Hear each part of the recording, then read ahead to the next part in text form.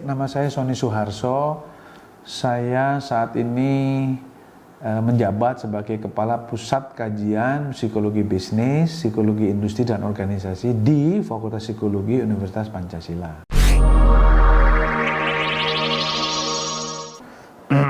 Ya, saya kira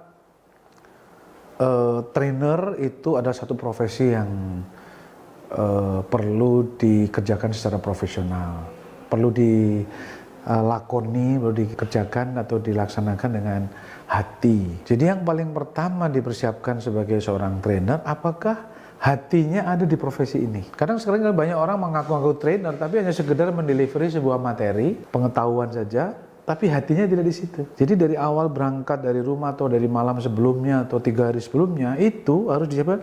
Apakah hatiku ada yang mau di materi yang akan saya deliver? Apakah saya bisa engage dengan peserta? Apakah saya bisa menjadi berpengaruh, mempengaruhi peserta, audiens itu? Apakah saya bisa menghandle suasana kelas? Jadi yang pertama kali dipersiapkan suasana hati dan mental. Apakah seorang trainer siap untuk mendelivery yang terbaik yang bisa dia berikan kepada audiensnya? Menurut saya itu lebih penting dari segala-galanya.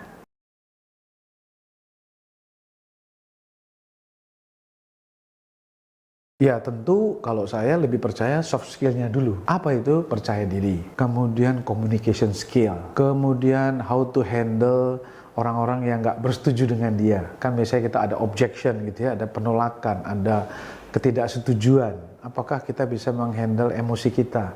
Jadi kecerdasan emosi kita ya, mengenai kesadaran diri kita, bagaimana communication kita, keterampilan sosial kita ya. Jadi lebih banyak soft skillnya menurut saya. Yang paling penting adalah penyiapan diri dan pengendalian diri kita ini sendiri. Nah yang kedua adalah di hard skillnya tentunya Anda harus menguasai materi yang Anda delivery. Sebab kalau tidak, maka yang Anda deliver itu menjadi garing menurut saya, kering, sehingga nggak ada rohnya. Banyak alat bantu, bisa kita lihat film atau apapun ya, game gitu ya. Tetapi seorang trainer yang hebat tanpa alat bantu pun dia bisa memberikan pengaruh dan memukau audiens. Kenapa? Karena kekuatannya pada dirinya sendiri. Apa itu? Percaya diri, firm, ya kan? Dia yakin dengan apa yang dia akan delivery, beliefnya dia kuat kan gitu. Dan profesi itu profesi yang dia cintai dan dia menghargai betul profesi itu. Jadi nggak sembarangan gitu ya. Kan beda ya orang yang melaksanakan profesinya dengan sembarangan, dengan betul-betul dia mulai dari pakaiannya, ya, mulai dari penampilannya, parfumnya, itu betul-betul dia menurut pandangan saya perlu disiapkan dengan baik, dan itu menjadi satu persiapan yang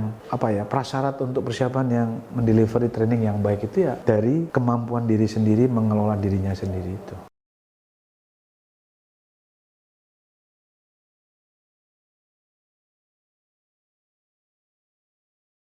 Memang tidak ada pakem ya, tidak ada satu prasyarat atau ketentuan yang baku tentang hal itu. Tapi dari pengalaman saya dan teman-teman, yang pertama itu memang adalah pengalaman atau ya kompetensi-kompetensi yang dia peroleh dari pengalaman dia melaksanakan satu kegiatan. Apakah jadi manajer, apakah jadi direktur, apakah jadi dirut, jadi CEO, jadi dekan, jadi rektor ya. Pengalaman dia C4, 5 tahun, 6 tahun itulah sebenarnya mau diceritakan kembali kepada audiens. Jadi adalah sesuatu yang agak lucu ketika orang belum pernah pengalaman mengajarkan sesuatu yang belum pernah dialami. Banyak kan yang begitu kan, trainer-trainer begitu ya. Cuman baca buku ya kan sebentar, kemudian oke, dia deliver, seolah-olah dengan baca buku dia bisa mendeliver dengan baik. Dalam hal knowledge mungkin ya, tapi dalam hal rohnya, spiritnya, itu akan beda orang yang pernah mengalami dengan yang cuma sekedar tahu baik dari buku atau dari orang lain. Sehingga tidak ada yang baku dalam hal pengalaman, tetapi menurut saya kemampuan mengolah narasi-narasi, kalimat-kalimat ke dalam materi pelatihan karena pengalaman dia. Itu syarat pertama. Yang kedua, pendidikan. Ya tidak dipungkiri, bagaimana mungkin you mau mengajarkan anak S2 tapi Anda cuma S1.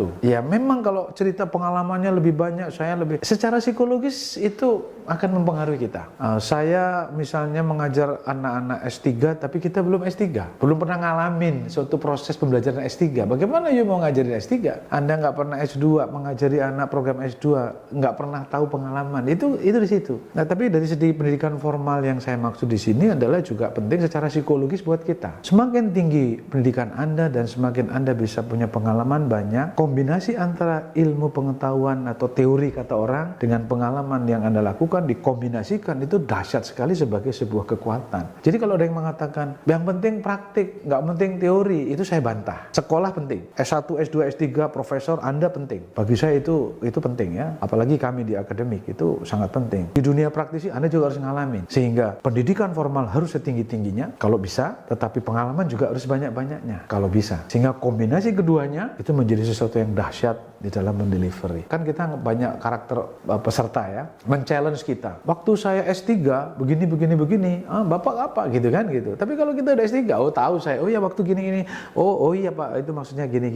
Oke, kita paham Pak, karena saya juga pernah mengalami. Kan beda dengan orang yang ditanya tapi nggak pernah ngalami. Nah, tapi ada kiatnya juga kalau kita ditanya tapi nggak tahu. Kita juga nggak boleh sombong, kita nggak boleh merasa paling tahu kalau sudah duduk depan itu, berdiri di depan ya. Kita menjadi facilitator. Seorang trainer juga facilitator.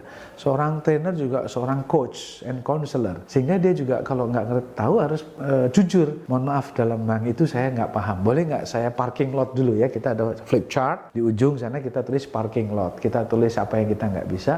Kita janji besok atau lusa kita cari, nanti kita jawab. Itu adalah sebuah kerendahan hati. Karena hari gini resource ilmu itu ada di mana-mana kan. Ada di Google, ada di Facebook, ada di jurnal, ada di majalah banyak. Sehingga kalau kita merasa paling tahu waktu duduk di depan atau berdiri di depan, ya sudah selesai kita. Kita akan melakukan banyak energi untuk mendefense orang ya kan. Padahal jadi facilitator itu sebuah keterbukaan, kejujuran atas ketidaktahuan dia. Kita bukan orang yang paling tahu, kita paling yang sok tahu apalagi, ya sudah habis sudah karir kita kalau kita memang wataknya atau sikapnya seperti itu. Oleh karena itu bagi saya pendidikan tidak menjadi syarat tapi perlu, pengalaman tidak menjadi syarat tetapi penting ya, sehingga kalau keduanya dikombinasikan sebagai kekuatan yang dahsyat bagi seorang trainer dimanapun dan kapanpun.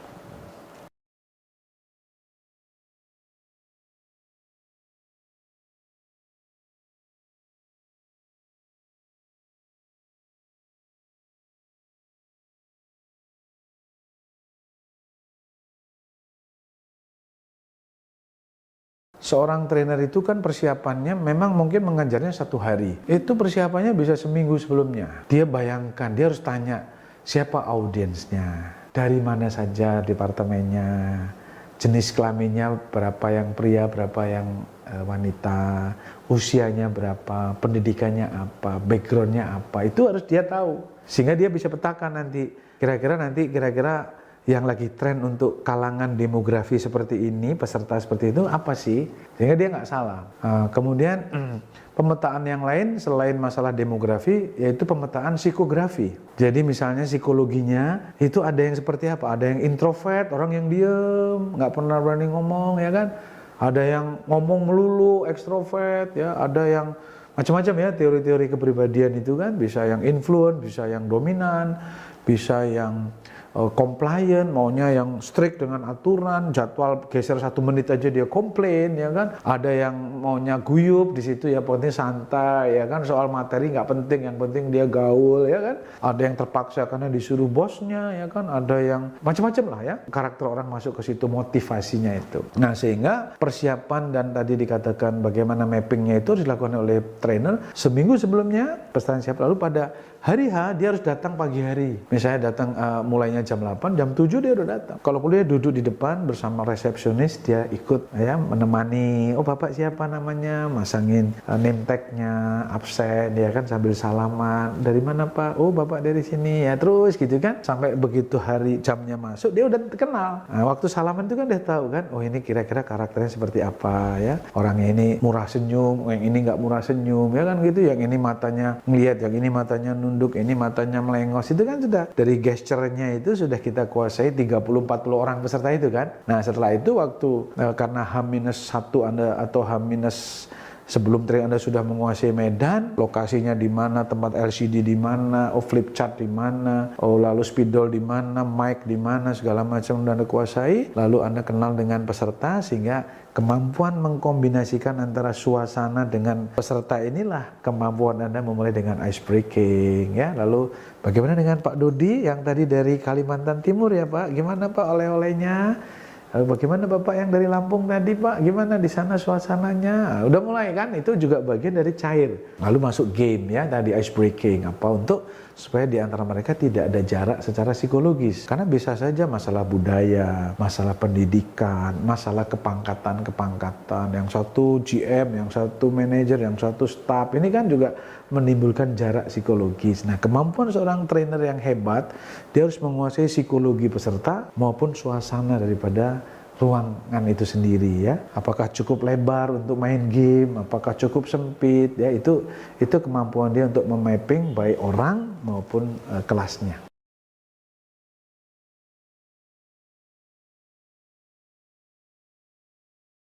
Ya, macam-macam. Pertama kan kalau kita pakai teorinya Kirkpatrick itu ada misalnya reaction. Begitu kita selesai training, kita minta mereka mengisi formulir kan. Bagaimana si trainernya menguasai masalah nggak, enak nggak, memberi kesempatan tanya jawab nggak, orangnya sok tahu apa enggak ya. Langsung, apakah Anda merasa ada pembelajaran selama 1 hari, 2 hari ya, reaksinya itu bagaimana? Itu salah satu kriteria. Kriteria berikutnya adalah terjadi perubahan perilaku nggak? Perubahan sikap nggak? Yang tadinya mungkin dia nggak suka teknologi tiba-tiba keluar dia jadi teknologi minded. Yang tadinya nggak suka Pancasila misalnya, tiba-tiba dia pejuang Pancasila. Yang tadinya dia mungkin sesuatu yang negatif menjadi positif. Itu keberhasilan. Selain reaksi tadi, trainernya bagus, enak, orangnya memberi kesempatan, ada guyon-guyonnya, tapi juga serius gitu ya. Itu satu. Yang kedua, yang paling penting sebenarnya adalah dampaknya kepada organisasi. Misalnya bos sudah ngirim ke inti pesan 10 juta 2 orang 3 hari balik. Waktu dia balik bisa memberikan perubahan nggak dalam organisasi? Kalau dia kelakuannya nggak ada bedanya ya ngapain? Berarti nggak ada dampaknya. Paling nggak dia bisa mampu membuat perubahan sekecil apapun di lingkungan kerjanya dia. Tentunya yang lebih baik ya. Ada perubahan tapi lebih buruk kan gitu. Ini perubahan tapi lebih baik.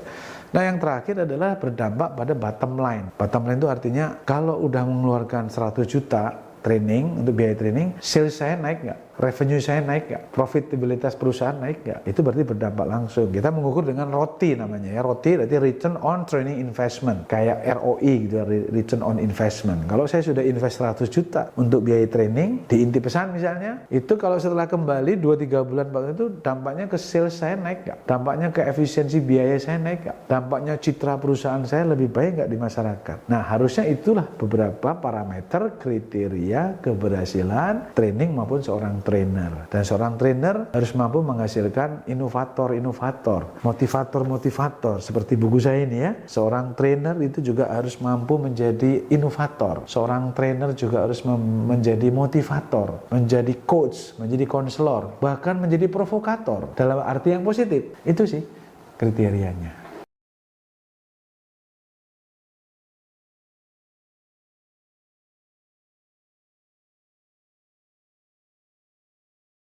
Ya, buku sendiri pertama trainer sebagai motivator, bagaimana mungkin dia bisa memotivasi orang lain kalau dirinya sendiri tidak termotivasi?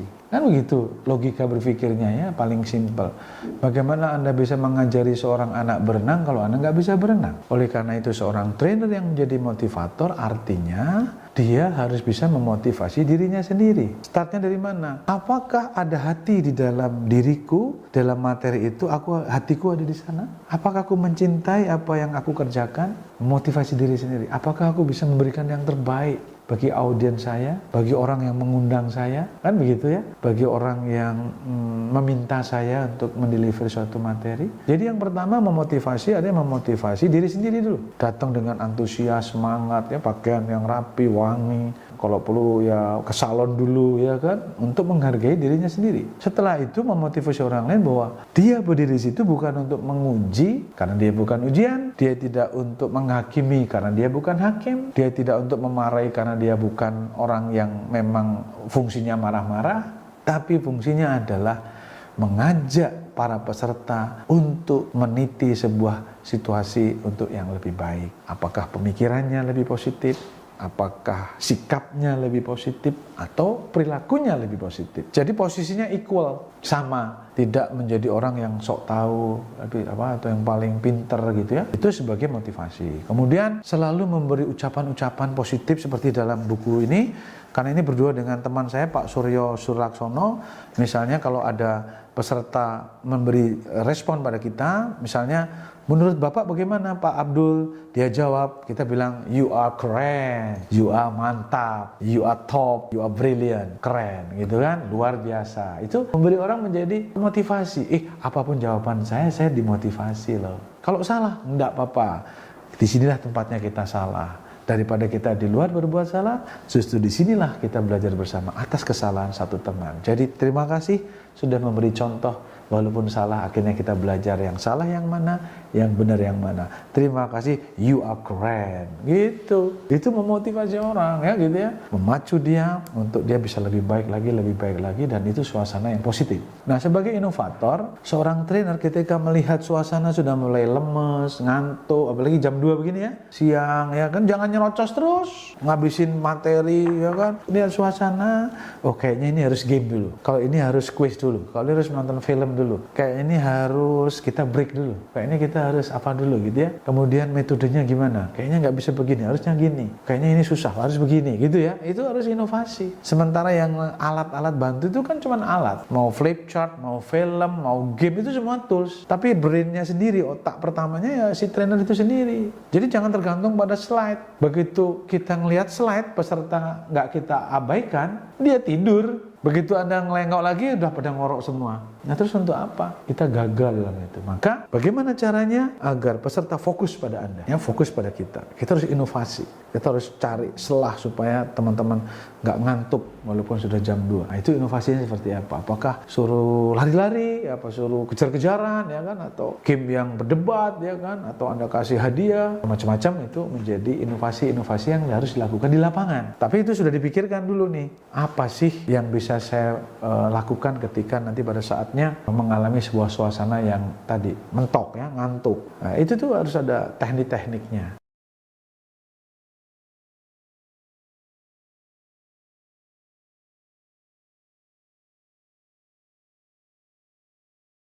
Iya tentu pengalaman saya dan Pak Suryo di sini ya, ada Pak Suryo pengalaman. Kami pernah mengajar di berbagai tempat ya, dari mulai yang paling bawah misalnya anak SMP ya kan, anak-anak SMP saya dan sampai ke lembaga ketahanan di mana itu sekolah pemimpin nasional. Bahkan saya mengajar dosennya, tajar-tajarnya pengajar Lemhanas, bukan pesertanya, bukan muridnya, tapi yang ngajar di Lemhanas saya mengajar mereka, memberikan satu sharing pengalaman atas pelatihan ya, atas pendidikan dan sebagainya. Jadi ini atas pengalaman pastinya beratnya dan juga ada teori-teorinya. Sebagai contoh misalnya Anda harus cinta kepada dunia pelatihan ya, harus cinta dulu.